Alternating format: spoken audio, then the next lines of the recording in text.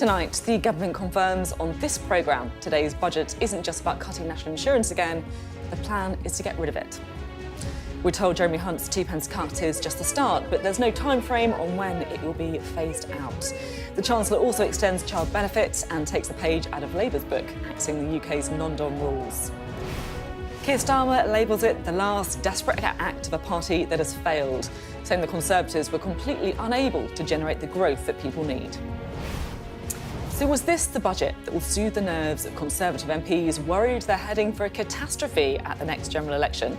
I'll be joined live in a moment by the woman said to be vying to lead the Tory party next, the former Home Secretary, Suella Braverman. And we'll take you through step by step on all the key measures from the Chancellor. Does today confirm we're not getting a general election in May? We'll ask our political editor, Beth Rigby. And with the economy now expected to grow slightly faster than expected, is there any reason to be optimistic? Our economics and data editor, Ed Conway, is standing by with all the charts and figures to tell today's real story. I'll be joined by the Treasury Minister, Bim Afolami, who's been insisting to me that the government do plan to get rid of national insurance. And we'll also hear Labour's plan on taxation and public services from their campaign coordinator, Pat McFadden. We'll get the view from outside the Westminster bubble as our voters' panel of Conservative voters give their instant verdict, and they've not been shy. Waste of time. Unhelpful. Time for them to go. It's Wednesday. I'm Sophy Ridge, live from Westminster, and this is a Politics Hub Budget Special.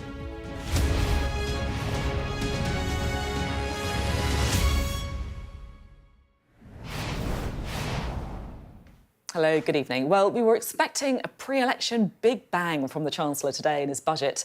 In the end, it was a much more modest affair, a much trailed cut in national insurance remaining the headline measure, despite all the frantic speculation about a more radical move on tax. Sensible was a word being thrown around by some Conservatives and economists. But was sensible the vibe that a government trailing by double-digit deficits in the polls should have been aiming for?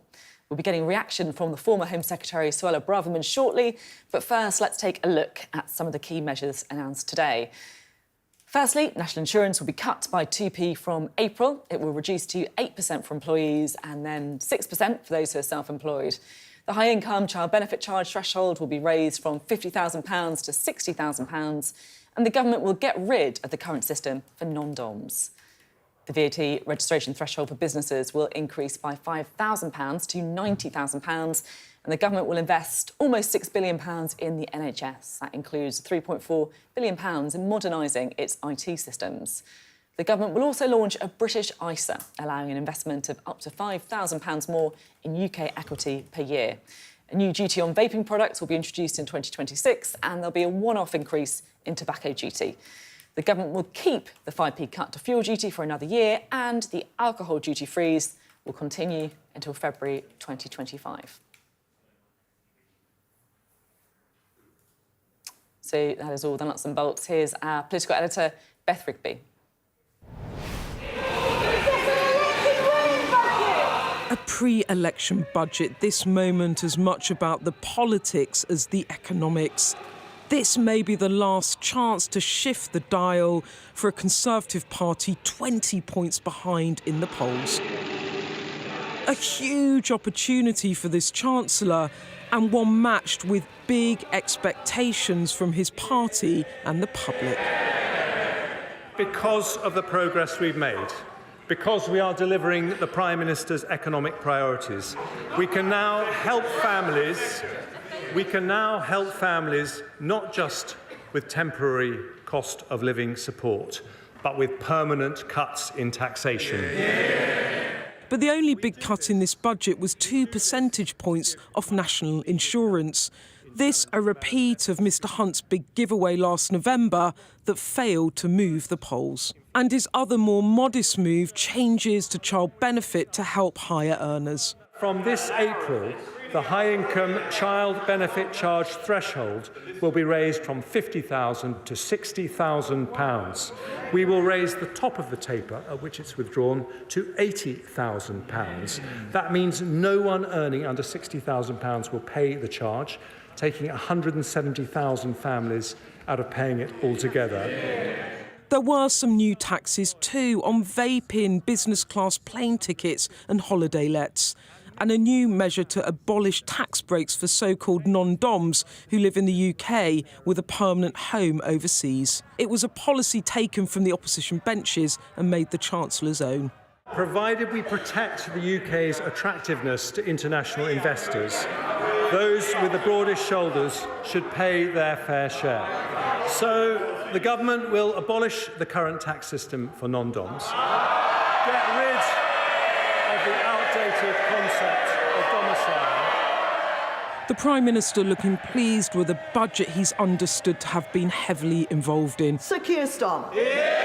But Labour quick to point voters back to an unprecedented tax burden set by a Tory government. Britain in recession, the national credit card maxed out, and despite the measures today, the highest tax burden for 70 years.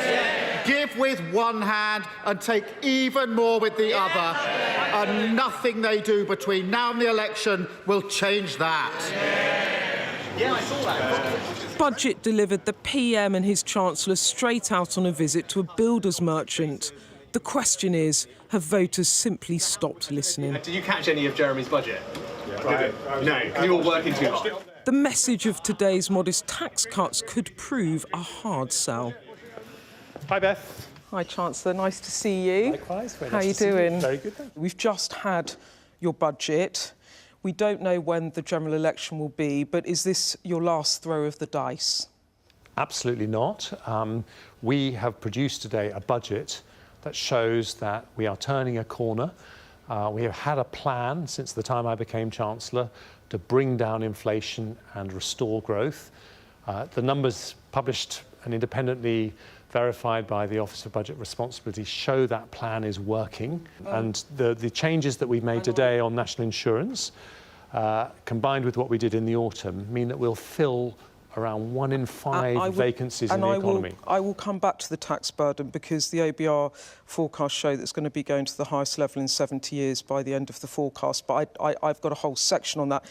What I want to ask you now, though, is should we expect another fiscal event before a general election, or is this it? Well, that depends when the Prime Minister decides to call the election. But whenever that is, and that is the key point. You've just talked about the tax burden, so let me just address that point. Of course, taxes have gone up because we spent over £400 billion helping families through the pandemic and through a cost of living crisis. I think that was the right thing to do. If you were looking for pre-election fireworks in this budget, well, look away now. Jeremy Hunt chose fiscal responsibility over political excitement. The long shadow of Liz Truss's mini-budget still looms large. What the Chancellor wants to show you is that the Tories can be trusted on the economy and they will cut your taxes. But here's the rub. The overall tax burden in our nation is still going up, and households on average are going to be worse off going into the next general election than they were the last time they went to the polls. This a budget that could well struggle to bring about political renewal. Already talk around here of another fiscal event later in the year before an autumn general election. The March budget done, but still no spring in the Tories' step. Well, we will be getting some analysis from our data and economics editor, Ed Conway. You can see him there standing by on a kind of virtual screen. But first, we can go to Beth, who's here in real life in front of me.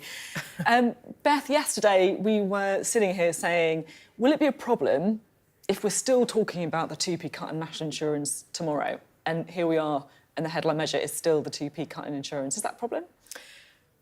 Well, look, I think the way to frame it is if the Conservative Party and MPs were hoping that they were going to come out of today with a budget that might make people change their view of the party, it might be hard yards to get there, because does this shift the needle? You know, I've checked in with a lot of MPs and they say nothing much has changed, in that this is a more modest budget, actually, than the autumn statement last November, the 2 percentage points in national insurance. You know, I had so many calls overnight and this morning from people saying, surely that's not it. This is a big budget before a general election. Isn't this the moment that the Chancellor has to sell us to the public? There was talk about, is he going to do another 1 pence on income tax? Is he going to do another pence on national insurance? He chose not to do that. And the point I was making in that piece about fiscal responsibility is I do think that there's an overhang here of the Liz Truss regime. You know, one person saying, you know, Jeremy Hunt has had 3 quite conservative fiscal events. He's not had a brain transplant. You know, he's still the same guy. But I think there's another thing in this, another piece of it, which is when you're going into an election, you're trying to sell a story.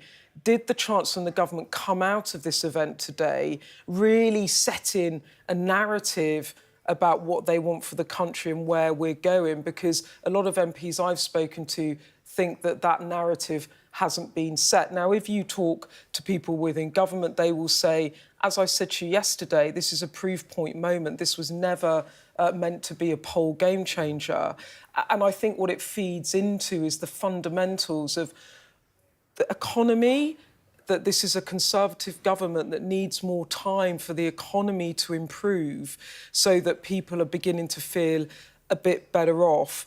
And politically, they feel they need those building blocks to try and close the gap in the polls. So it all points towards an election later. And I think the big question is that, you know, after that budget, what can they do next? Because they're running out of these moments where they can really make a statement to the country. And I thought what was interesting when I talked to Jeremy Hunt was, you know, I said, is it the last roll of the die? And he said, absolutely not. I mean, the hints to me in that interview was that there could be another fiscal statement. He said the working assumption was still the autumn general election. And I think that, I don't know how many Tories are going to come out overtly and attack it. I'm sure Suella Braverman will have plenty to say to you, Sophie. But at the moment, I think that everyone, you know, they've got their heads down and they're digging in, but not much hope that this is going to improve their fortunes. Really interesting to hear from you, Beth. It certainly, as you say, didn't feel like an imminent election on the horizon. Beth Rigby with her analysis there. Well, let's cross now to economics and data editor Ed Conway for his take on what we heard today. Ed, lots of Conservative MPs and voters, Conservative voters too, thinking about taxes. And this was how this budget was billed, a big tax-cutting budget. But was it? Well, I mean, it's a simple question, but it's not really a particularly simple answer. But broadly, if I was going to kind of distill it down to kind of one small answer, it would be not really. So let me kind of show you what I mean there. This is showing you the tax burden. So this is basically the total amount of taxes in the UK as a percentage of GDP. And we're kind of going all the way back to 1948 here. Look at that line there, November. That's what was forecast back in November. This is what is now forecast. So you can see, this is the key thing, Sophie. It's still going up. It's going up less quickly than it was before. So, yeah, it was kind of cutting taxes. It's cutting the rate at which taxes are rising, but they're still rising. They're still going up. People are still going to be paying more taxes as a result of what this government has put in terms of policy. And another way of looking at that, OK, because the big policy we're talking about here, the one that's really affecting everyone very sharply indeed, is what's happening with what economists call it fiscal drag. Basically, it's those tax allowances, the rate, the level at which you start paying income tax and then get dragged into the higher rate of tax, those have been frozen. And obviously, as your wages, as your earnings go up, then you get pulled into them. So fiscal drag. And the net upshot of all of that, it's really quite big. This is showing you kind of billions figures over the next few years about how much that's going to be taking away from people. So you see, these bars are in negative territory. Money is coming out of people's pockets. Take into account what we've just heard about. So you've got the national insurance cut that we had in the autumn statement. That meant the bars weren't quite as negative as they were before. Then you've got the national insurance cut that we just heard about in this budget. Again, those bars aren't quite as much in negative territory, but they're still in negative territory. So it wasn't quite as, game-changing as perhaps you might have expected or might have thought from listening to the Chancellor. And indeed, when you look at the what people call the scorecard. So basically, what's going on beneath the surface? You know, how much money is kind of going out of the Treasury, how much money is coming in? Again, you know, they're pretty big figures. You've got the non-DOMs policy there that they've stolen from the Labour Party, the energy levy as well. That's money that's kind of going into the exchequer. And then you've got the money coming out as well. And here, it's kind of, you know, it's not enormous figures. It's £9.9 billion of national insurance, adds up to about 13. But to be honest with you, Sophie, put all of that together and it's about half the size of the autumn statement. So it's quite small. And part of the reason it's small comes back to, I'm afraid, my least favourite topic of all, this idea of headroom. The idea that the government, it's got these fiscal rules, it has a certain amount of money to play with against the fiscal rules. I say to play with, but the fiscal rules aren't God-given. It's just these rules they've decided they've got. It had £13 billion last time around. Then the forecast changed. The OBR said you've got a bit less money to play with, £12.2 billion. They spent some of that, so that's essentially what's happened in this budget. And now they have about £8.9 billion remaining. And as I say, I'm not a big fan of this as a concept, but the Chancellor seems to have decided that he's sticking to his fiscal rules. And if he is sticking to those rules, he doesn't have that much money to play with when it comes to whatever the next fiscal event is going to be. So unless something comes along and improves that bar, which of course it could do, because this stuff is all based on the OBR's forecasts, it doesn't look like he has that much room for an enormous pre-election giveaway. But we'll have to see. You know, as I say, the big picture here, yes, taxes are still going up less quickly than they were before. The economy is doing kind of OK, and then, you know, there hasn't been all that much change as a result of this. But for some people, that cut in national insurance will certainly be noticeable. That's the big picture, though, Sophie. Ed, thank you very much indeed. Ed Conway there, talking us through the budget. Right, let's get some more reaction now. Suella Braverman, the former Home Secretary, is with us now. Thanks very much for being on the programme this evening. So what do you make of the budget? Well, obviously, I welcome some of the tax cuts that have been announced. For example, the cut to national insurance and the changes to child benefits, and particularly the rise in the VAT threshold for small businesses. But overall, I think it lacked something vivid to tell the British people that we're on their side and that work really pays. And so, as a result, I do think it wasn't enough, ultimately. Lord Frost said that the 2p off national insurance is fiddling while Rome burns.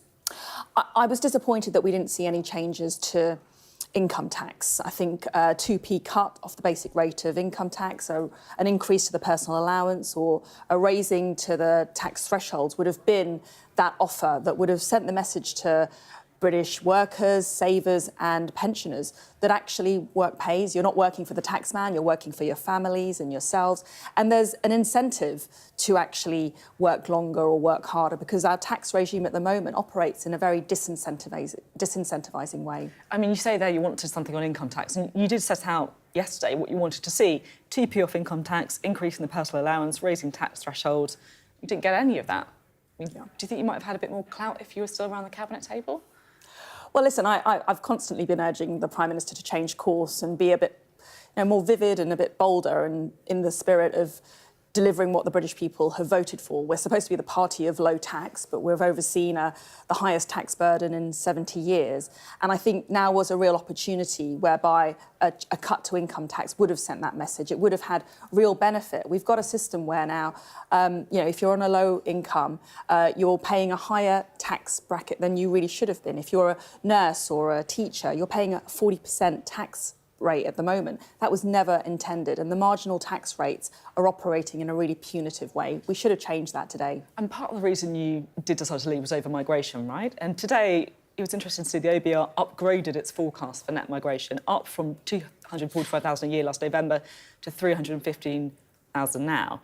And yet Jeremy Hunt said repeatedly in his budget that his party doesn't want growth based on high migration, but that's what we've got, isn't it?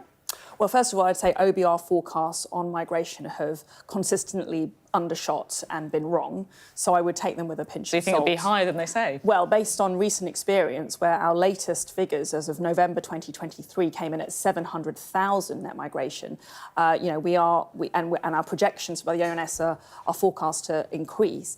I do treat that with caution, but overall it raises another point that large elements of inward migration are made up of low-skilled, low-wage migration. Now, that is actually causing a cost on our fiscal situation. The OBR itself is beginning to acknowledge that. Various independent reports are confirming that. I think, again, there was a missed opportunity today. We should have taken further and more robust steps to actually cut net migration. The British people have voted to lower migration time after time, and we've overseen unprecedented and rising levels of low-wage, low-skilled migration. It's depressing wages and it's damaging the economy. So if you go into the next election with Rishi Sunak as your Prime Minister, and this is your policy offer on tax, on migration, what do you think is going to happen? I've been very clear over the last few months about what our prospects look like at the moment, and they don't look good. Every day That's an understatement, isn't it? There's a new poll every day confirming my worst fears, that being that Labour is on the brink of assuming power, and that's something that fills me with dread. Labour would ruin the economy, they would raise taxes, they would undo Brexit, and they would open our borders. And I don't want that at all. I think Labour would, I don't want to get into a big debate about what the Labour policy is, but I think they would probably disagree with quite a lot of what you've said there. But, if you're saying that the polling fills you with dread, then what's your game plan? That's what I'm trying to work out. Are you going to be on the backbenches basically kind of throwing rocks towards Rishi Sunak? Do you think that he should be replaced? What's the idea? I want this Conservative government to win the next election. I want us to deliver for the British people as they asked us to do in 2019. That's my job. And whether I'm in government, and when I was in government, I was urging the Prime Minister then to take a tougher approach on migration, legal or illegal, on crime and policing, or whether I'm outside government, I will do my duty by my constituents, which is to stand up for proper Conservative values. So how do you do that? By throwing rocks, by telling Rishi Sunak he should do something when he clearly, with all respect, isn't really listening to you? Or is there a move to replace him as leader? What's going on? Listen, I'm a politician. I'm elected to speak up for my constituents in an authentic and faithful way. That's what I'm doing. In the spirit of authenticity, is there a move to get rid of Rishi Sunak before the election? Or is he going to lead you into the election? What is it? Listen, I fully expect Rishi Sunak to be leading us into the general election. You submitted a letter of no confidence in him? What I want is for him to win this election, because ultimately, at the moment, it looks like we're in a dire position. It looks like some very good Tory MPs are going to lose their seats. It looks like the British people are going to end up with Keir Starmer in number 10. That will be a disaster economically, from a security and crime point of view, and for our place on the world stage. So I do not want that to happen. I will continue, as I did in government, and I will continue outside government, to urge the Prime Minister to change course, to cut taxes when he has the chance to do so, and to take a robust approach have you submitted a letter in terms of confidence of protecting the British people. Have you submitted a letter of no confidence? I have not, no. OK. I'm just wondering, just listening to what you've been saying, can you really go into the next election as a Conservative candidate? I mean, how are you going to be on the doorstep trying to convince people that the economic policy is the right one when you're being very clear here, in the spirit of authenticity, that you don't think it's the right one? How's that going to work? Listen, I'm a Conservative through and through, and so I will always be fighting against a Labour administration. That's what I'm here for. Though, if you weren't an MP, if you weren't in Westminster, Suella Braverman would be voting for reform, wouldn't she? No, Suella Braverman would be voting for the Conservatives, because we're the party that delivered Brexit, and we are the party that the British people have the best chance of safeguarding Brexit. We are the people who have a plan on stopping the boats, and I hope very much that we succeed in doing that. I think the plan at the moment is not quite the right one and needs to change and improve, but Labour have no plan and would be total failure on that issue. And ultimately, I believe in the spirit of Conservative values. I believe that's where the British mainstream opinion is. They want secure borders, they want low taxation, they want a smaller state, they want a government that stands up for personal responsibility, community, family and enterprise. That's the Conservative vision. Is it the Conservative vision? I mean, you've had 13 years of the Conservatives and you've got record levels of net migration, the tax burden's about to hit record highs. Well, as I said, I will keep standing up for what I believe in, whether it's in government or outside. And I'm being honest for the people who have put me in Parliament. That's what they expect and that's what I owe them. And even if it means disagreeing with the government, I will do that. As I said, I welcome some of the changes, but today's budget is not enough. You obviously want to be Conservative leader. You've run previously. Have you blown it? If you look at the YouGov approval ratings, you're -35. I mean, that's worse than the Prime Minister. I don't want to sound harsh, but, without the pulpit of the Home Office, do you think your star's a bit on the wane? Listen, I'm not running for leader of the Conservative Party. We have a leader in the party, and we have to ensure that this Conservative Party, as it's set up, wins the next election. That's what I'm focused on. So ultimately, personalities are kind of irrelevant. This is about the British people. This is about how much tax they're paying. We've got pensioners whose income tax has gone up over the last few years. As I said, we've got people who are choosing to work fewer hours and to not take the promotion and not work harder or longer because the tax system that we are delivering doesn't serve them. I'm going to keep making those arguments for a low-tax Conservative Party, and ultimately that's what I care about. You say you're not running to be Conservative leader. You still quite fancy it, don't you? Oh, listen, I think there's no vacancy at the moment. There's no leadership contest at the moment. I'm focused on supporting the Conservative government as it is. But I'm not going to speculate on what might happen in the future. You quite fancy it in the future? If a ball was to come loose from the back of the scrum, as someone once said? You're asking me to comment on total hypotheticals. Who knows what's going to happen tomorrow, let alone in a few months' time. Listen, you're right. I did stand for leader. I put a pitch forward to leave the ECHR, to cut taxes, to stop the woke nonsense which is taking over our public institutions, and to stand up for robust policing. I do believe that is, an authentic vision of what the Conservative Party is. But no, I'm not running for leader anytime soon. OK, thank you very much indeed. I think that was one of the greatest kind of non-denial denials, but great to have you on the programme, Suella Braverman. Well, a little earlier, I spoke to the Treasury Minister, Bim Afolami. He's got a bit of a different take, shall we say, on the budget to Suella Braverman. Thank you so much for being on the programme. No problem at all. On Budget Day. Busy day for you, I'm sure. So the headline announcement today was 2p off national insurance. I just want to read you what the Chancellor said in his speech. He said, if you get your income from having a job, you pay 2 types of tax, national insurance and income tax. That double taxation of work is unfair. He then goes on to say, if we want to encourage people not in work to come back to work, we need a simpler, fairer tax system. So do you want to abolish national insurance? I think that our aim is, over time, when the conditions are right, we've already shown people that we've taken a third off national insurance. So it wasn't just this budget, it was also in the autumn statement in November. So we've taken a third off national insurance so far. So it's gone from 12% to 8% for employed people. Now, we intend to continue on that track because that is our aim, is to eventually get to that point where we no longer have that double taxation on work. So just to be clear, your long-term aim, and look, this is not something you can do in a year, I get that. And I want to be clear your about that. long-term aim is to bring national insurance all the way down to zero. Yeah, we want to eliminate that double tax on work. And this isn't just some ideological thing. It means it can help grow our economy because we'll increase the number of people who are working in our economy, increase the number of hours that they work, and the OBR and the Bank of England and all the independent forecasters recognise that will increase the growth rate of our economy. What sort of time frame are we looking at? I know you're not going to give me a specific date, but... I can't give you a specific time. Over a parliament, for example? OK, I want to be clear. It can't happen in this parliament, right? So I want to be clear about that. This isn't going to happen in the next few months running up to the end of this year. We're not going to have enough time to do that. But I think people will see from what we've actually achieved, already taking a third off national insurance. Just to give you a sense of what that means, it means a family with 2 average earners on about £35,000 a year each, that's worth £1,800 to them in a year. It's real money, it really makes a difference. Our aim is to eliminate that double taxation on work because it's unfair. OK, that's clear. Your long-term aim is to bring national insurance down to zero, to eliminate it. I want to talk to you about migration because the OBR uses projections for net migration for its growth figures, right? And today it upgraded its forecast for net migration up from 245,000 a year last November to 315,000 now. Are you happy with that as your long-term level for net migration?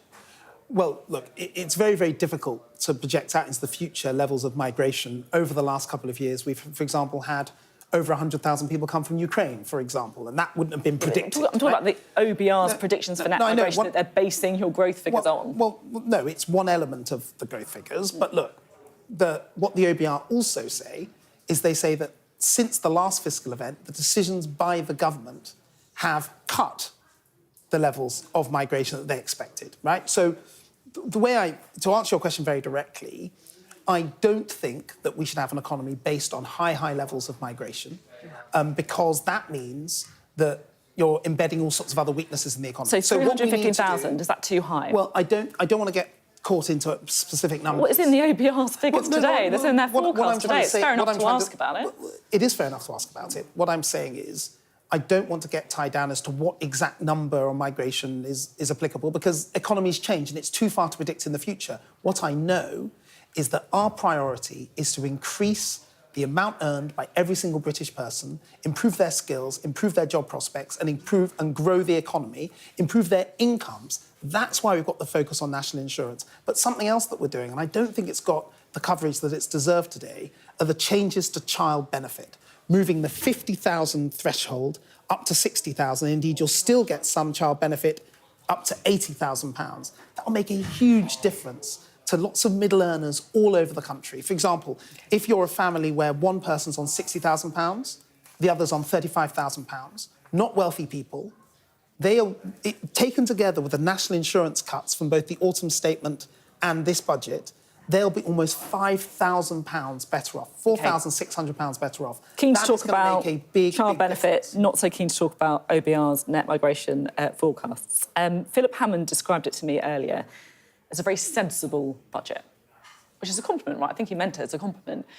But, you know, you guys are kind of 20 points behind in the polls. There'll be some people on your backbenchers who'll be thinking this is not the time for sensible, this is time for radical, this is time for change, this is time to do something like a political big bang, isn't it? Well, first of all, the most important thing that any Chancellor can do is think about the long-term growth of the economy, and we are going to do everything in a sensible, proportionate, balanced way. But to go back to where you started this conversation about national insurance, eliminating the double tax on work is a very radical thing to do. It's something that has never been done. Nobody's even tried to do it. And if I look at the opposition, they've committed, I believe, this afternoon to saying they will support our plans to do that. Why are they doing that?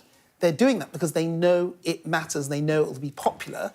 And critically, and this is the problem with the opposition, they haven't said which spending commitment they're going to drop. Looking at the giveaway for this year, one of my overall impressions for this budget is it's not going to be a May election, is it? It's not going to be, is it? You know I have no idea when the election will be. What I do know... You know it's not going to be May as well, don't you? I don't... Well, what the Prime Minister has said, not just to me, but he's also said it to the public, as he said he looks to be doing this... he said this a couple of months ago, he'd look to an election in the autumn, so I've got no reason to doubt him on that. OK, thank you very much indeed. Great to have you on the programme today. Bim Afolami there. You're watching the Politics Hub. Coming up, we'll ask whether Jeremy Hunt has done enough with the budget to win over the voters the Conservatives need for the upcoming election. We'll gauge the mood with our voters panel. And abolishing non-dom tax status has the Chancellor taken the wind out of the Keir Starmer's sails by removing a key dividing line. Labour's National Campaign Coordinator joins us next.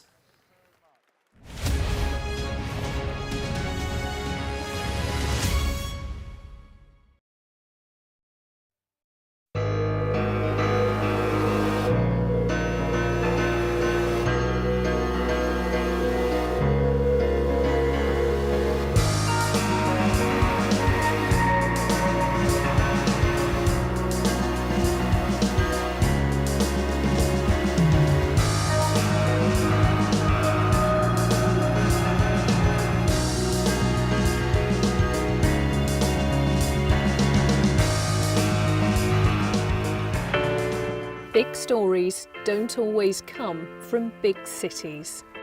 I'm Lisa Dowd and I'm Sky's Midlands correspondent, and this is where I grew up. We can reveal that the driver who hit Harry Dunn is 42-year-old Anne Sakoulas. Just met the President and we never thought we'd get this far.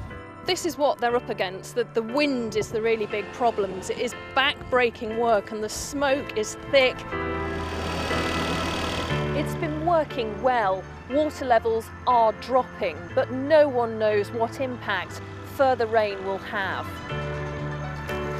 What would you do if this place wasn't open?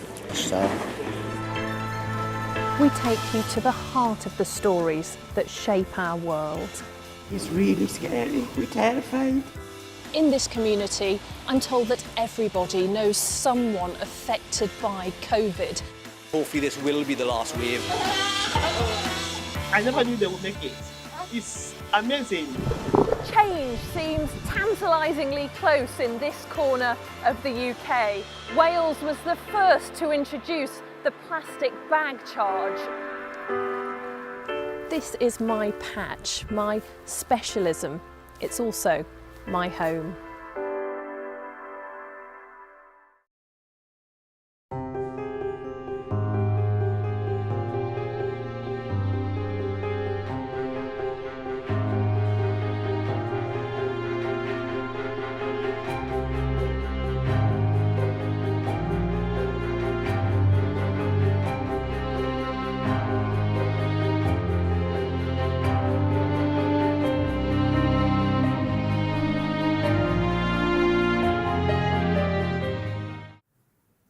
Hello, welcome back. Well, you would expect the last spring budget of an election year to be the most political of events, aimed at putting the Conservatives in the best position to take on Labour at the next general election. So let's get the thoughts of Pat McFadden, Labour's National Campaign Coordinator. Good to have you on the programme.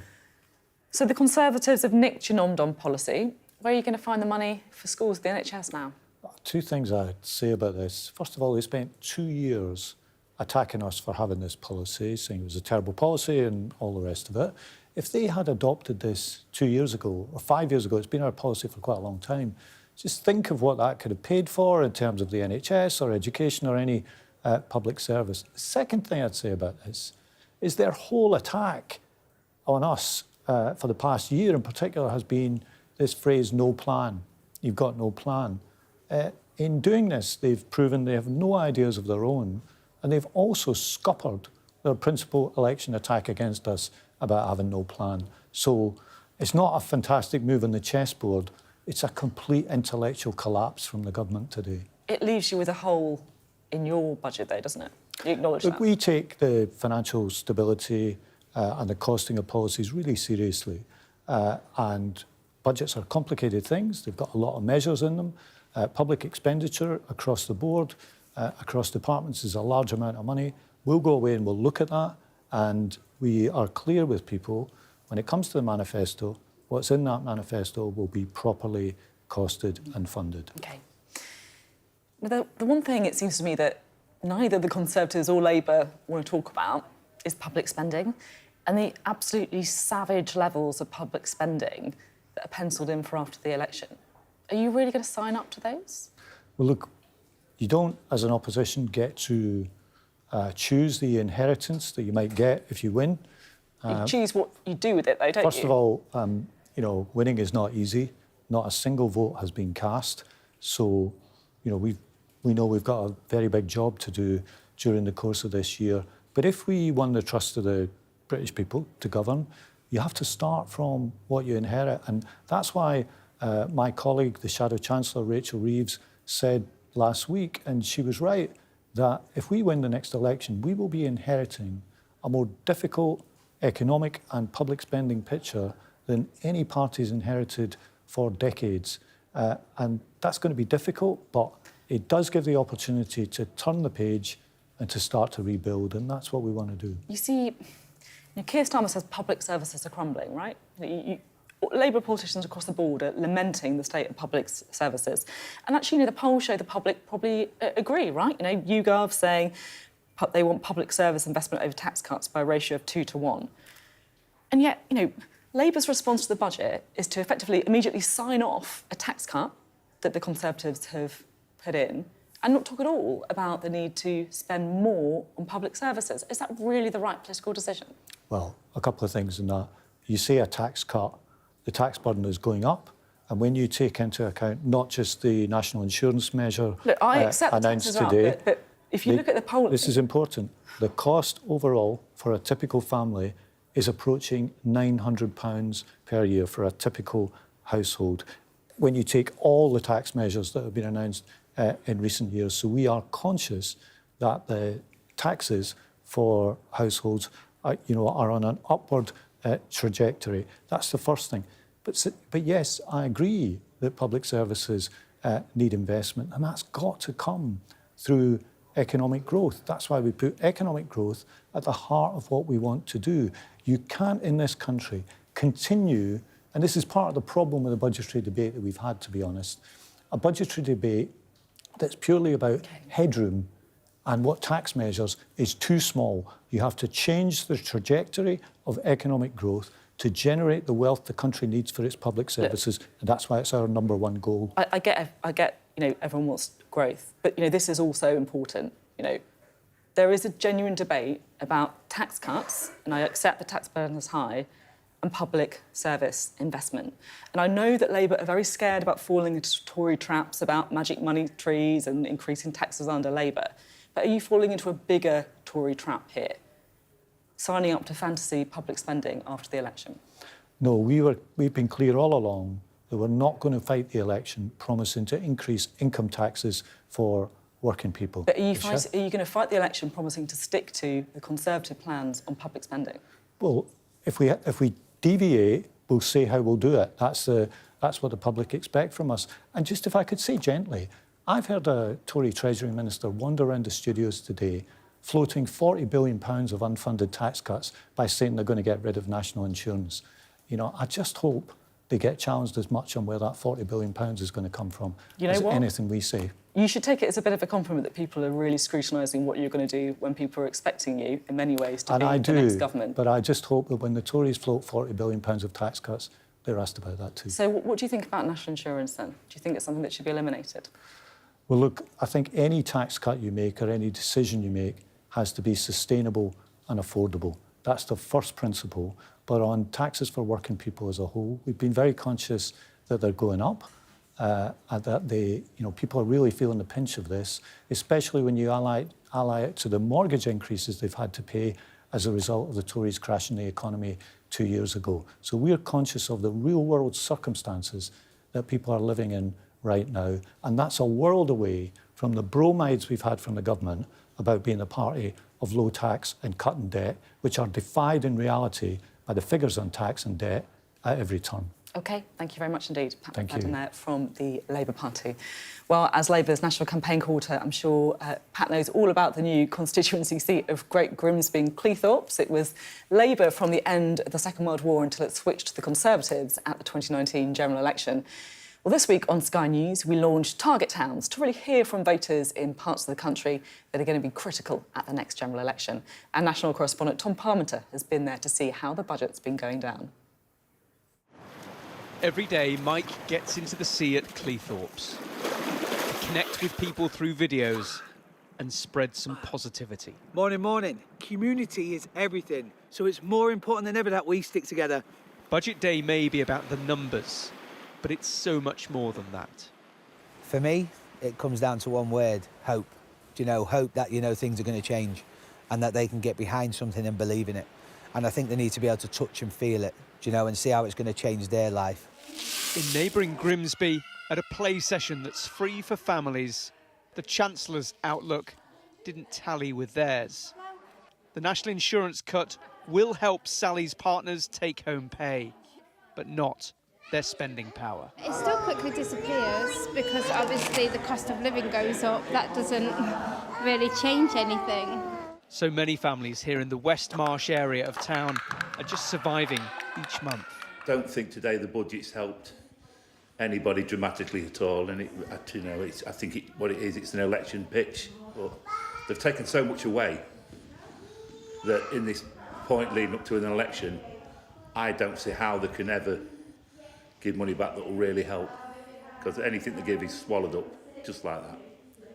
Expanding child benefit to reach more families earning up to £60,000 a year is a win for some, but not Alexandra, whose partner has his own electrical business.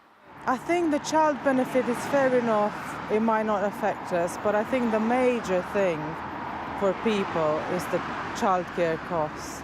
The Chancellor did reiterate they are helping on childcare and investing in every corner of the country.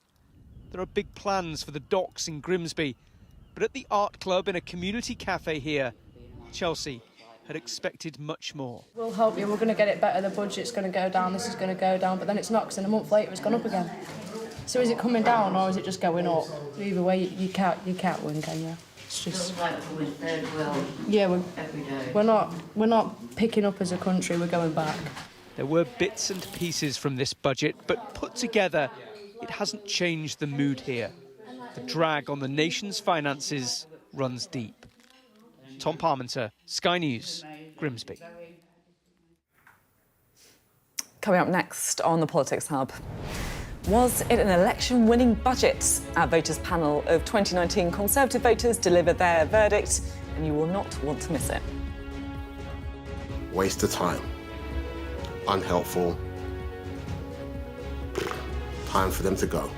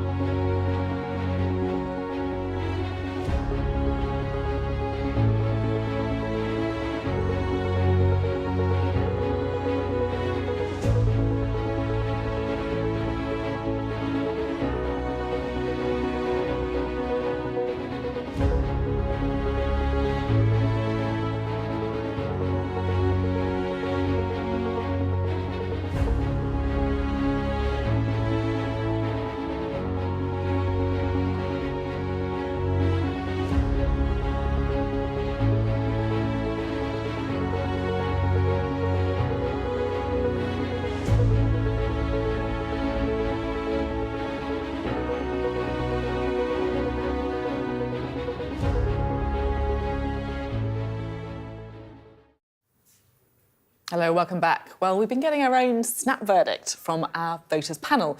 That's our project with YouGov to try and hear from people who voted Conservative in the 2019 election. So I'm really interested to find out what they've got to say. Our Deputy Political Editor, Sam Coates, is here. These are the voters that matter to Conservative headquarters and Labour HQ. They're the ones that voted Boris Johnson in 2019, but many of them have scattered to the four winds. Their verdict is the most important of all. Let's hear from some of them. It certainly won't help the cause. I think potentially they've played into the hands of Keir Starmer, really, because they haven't been bold enough. It's made me even less likely to vote Conservative after this budget. I mean, where's the real help? Waste of time. Unhelpful. Time for them to go. Now, those voters who voted Tory last time are all leaning to voting for other parties, some Reform on the right, others Labour and Liberal Democrat. And they're the most important people that Rishi Sunak and Jeremy Hunt wanted back, and that's not happening. When you look at all 51 respondents, 31 of them are less likely to vote for the Tories, only 20 of them are more likely. That's not good numbers. There were some positive reviews. Listen to this person. It was a fair budget. The cut to the national insurance by 2p was good. I think it will have a positive effect on most people. I would like to see them consider more tax cuts because I think that's the only way they're going to win over the general population at the moment. Positive-ish, but she'd already told us she was going to vote Tory probably at the next election, so she wasn't a swing voter. Has it worked? Not by the evidence of our panel. And that, of course, as you say, Sam, they're the all-important voters. These are the ones that they're aiming to get across the line during that budget. Thank you very much for your analysis. Sam Coates there, a Deputy Political Editor. Well, budget days are a bit like the Oscars for Westminster folk like me and Sam, a bit less glamorous, a lot fewer sequins. I've been on air most of the day getting some reaction. It is a crucial day for the Chancellor as he prepares to deliver the last full budget before a general election. Is this really a turning point?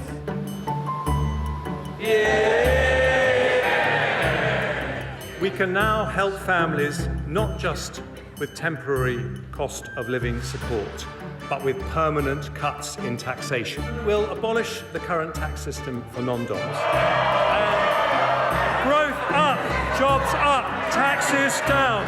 I commend this statement to the House. There we have it, the last desperate act of a party that has failed. Britain in recession. What we thought might be a big statement of intent was more a muted stutter. It's a little bit lower than last time around, so certainly there is a change. I thought he used the space that he had sensibly. It's a grubby electioneering, basically. This is a sensible, positive budget. When you see how far the Conservatives are behind in the polls at a time when they need a defibrillator, it felt like with the budget today they got an aspirin.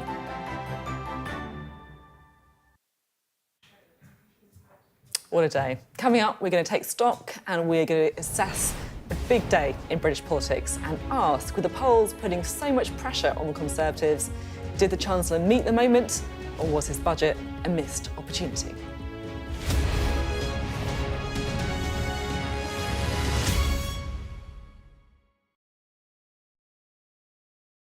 In this study, we're trying to model fetal development. We're trying to model how the babies develop in the late stage of pregnancy. So this started by looking at the amniotic fluid, which is a solution that surround and protect the baby during development. And we look at the cells, at the various cell types that are present in this resource. We identified progenitors, we identified cells that are stem cells and are specific to certain tissues of the fetus. And we decided to try to grow them into what the press is calling mini organs. We prefer to call them organoids. The idea is to use these organoids to model fetal development, so to model how the human tissues are developing, to use them to model disease. And so we try to do this with a disease that affects the development of the lung. And so what we've seen is that in the presence of this disease, the organoids that we grow are different from the one of normal babies. And based on this, we expect in the future to be able to use this technology to test drugs that are specific for these babies, so in a personalized medicine manner, and basically use these as a predictive model for how the pregnancy is going to unravel. This research is done both at UCL and Great Ormond Street Hospital, and in the lab, together with Professor Paolo De Copi, which is my mentor, we put these cells into three-dimensional culture. So it's organoids are something that is getting quite established in medical technology. It's a discovery that is around since 2009. And these cells are basically grown in three dimension, in a bubble of gel, and they expand and form these mini masses of tissue. The way we see it going forward is to use this as an advanced diagnostic method, because in theory, it should be able to predict how severe certain disease would be as a drug testing method, and then the sky's the limit. With this platform, we are able to access the pregnancy while the pregnancy is still going on. Okay. And this is very relevant because we can theoretically intervene while the baby is still developing in a personalized manner. We don't really manipulate anything here. We just take cells out, expand them in culture, and that's it. There's no, we don't bring them back, we don't make them into something that could develop in a fetus, an embryo, or whatever.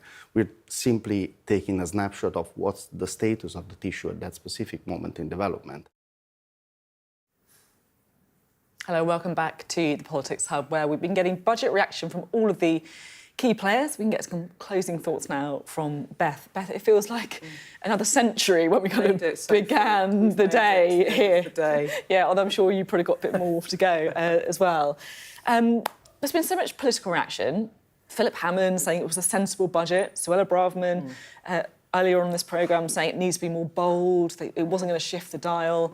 What's your takeaway? Well, look, I think a couple of things. I think in terms of performance, there wasn't the soaring rhetoric you might have wanted to win the hearts and minds of the nation, for one. And in terms of eye-catching policies, the government will hope that steady as she goes and another cut to national insurance might make people feel more amenable towards the Conservatives. But I think the point of all of it was safety first. It was a Chancellor who didn't want to risk the financial forecast, who didn't want to spook the markets, who didn't want to take risks on cutting future spending on public services to fund tax cuts now. And as one person said to me, you know, we always talk about Keir Starmer going for safety first, but he's 20 points ahead in the polls, so taking risks means he's got a lot to lose. And my takeaway from it, really, politically, is when you're 20 points behind in the polls, you've got nothing to lose and everything to gain. And I think that Tory MPs, I know Suella Braverman was quite outspoken tonight, but I think many Tory MPs might be sitting on their hands, but I also think privately they might have their head in their hands thinking we are facing electoral oblivion at the moment and the Chancellor hasn't given us anything to fight with, not even creating wedge issues, if you like, with Labour on future spending cuts to at least create a bit of a row or points of difference. So that's, I think, a safety-first budget, but it carries a lot of risk. Yeah, as you say, if it was a kind of fantasy football mini-league, if you're that far behind the leader, you've got to start making some risky decisions, otherwise you're never going to catch them. It's a good analogy. Thank you very much, Beth. And as Beth was saying, it felt like a budget for the economists, but was it a political budget? Was it something that's going to move the dial enough ahead of that general election? That's it from us tonight.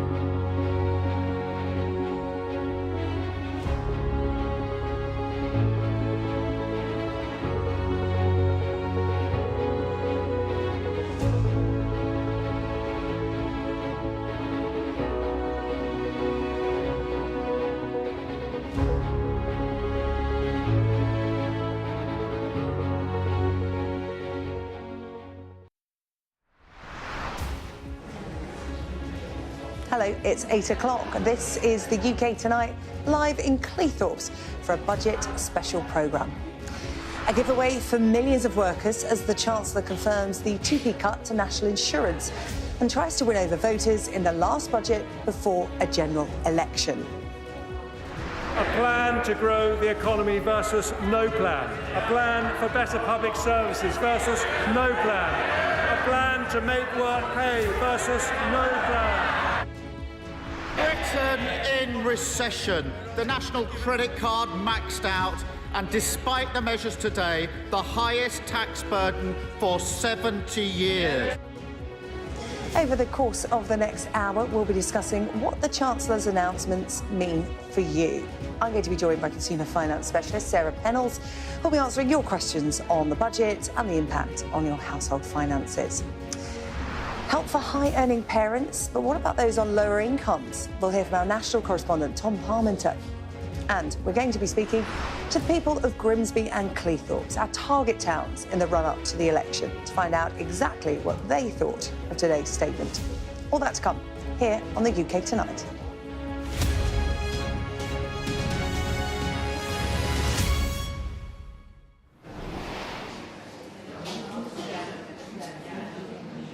Hello, a very good evening to you from Cleethorpes for this special edition of the UK Tonight, looking at what today's budget means for you and your family. The Chancellor Jeremy Hunt confirmed that 2p cut to national insurance, a giveaway for some 27 million workers. And there was help on